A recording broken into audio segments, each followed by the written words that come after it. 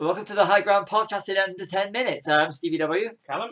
And last week we watched the Doctor Who television movie, which was supposed to be the pilot for a new series, which was just stalled and didn't go anywhere until, of course, 2005, which you already know, if you're a Doctor Who fan. And this is our first time of watching it. Paul Whovian, as they like to be called.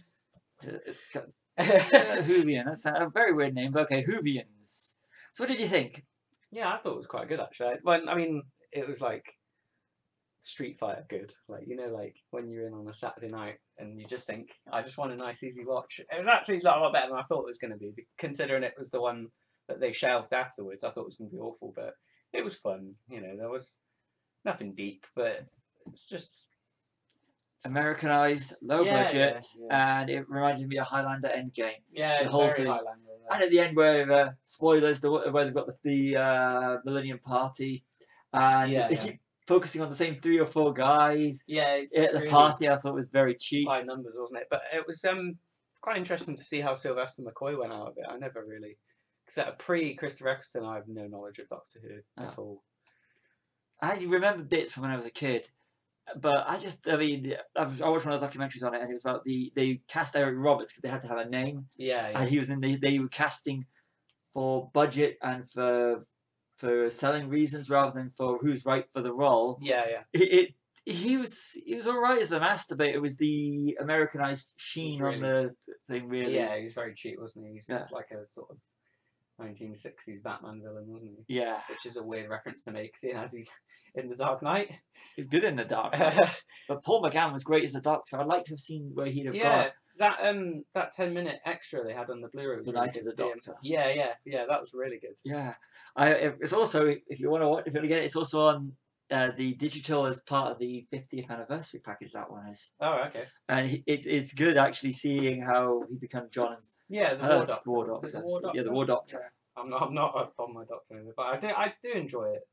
You know, like occasionally I think you're the fan, aren't you? I'm a fan because of my fiance. She started out. She got me into it. Yeah. And but I always wanted to see the Paul McGann one because it was more out of curiosity than anything else.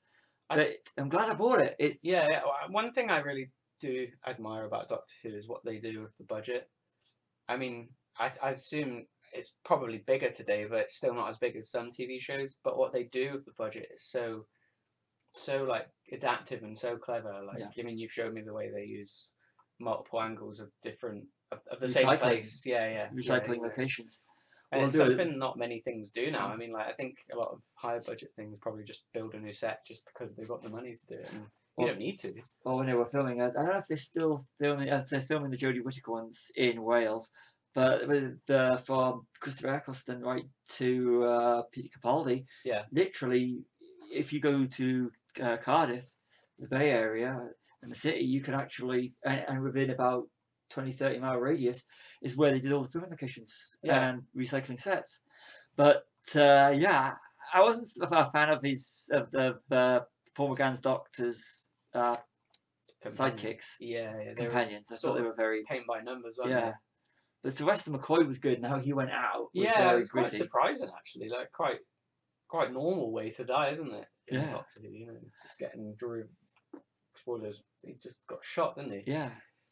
And him not, he always, where he was, didn't know who he was, have to find out who he was. It was, the thing is, I watched one of the documentaries that's on the Blu-ray was about how they took a risk by actually having Sylvester McCoy in it. Yeah. Because he was the most unpopular Doctor, why they cancelled it, and all the problems they went to get it to there, Yeah. So BBC washed their hands with Doctor Who for a while. So, but for 10 years. Yeah. After that, wasn't it? Definitely. Yeah, it was. It was 2005. I don't know. 9 years. I don't know if anything happened in between now and again, or if it was proper dead. I think they might have done audiobooks, but I don't know if that's the latest thing. I'm really not all up on this. You got to remember this. I'm open to stuff. Yeah, we know books. Our stance on them. Yeah. But yeah, enjoyable. If you get a chance to watch it. Yeah, I mean, I don't know if it's on Netflix or.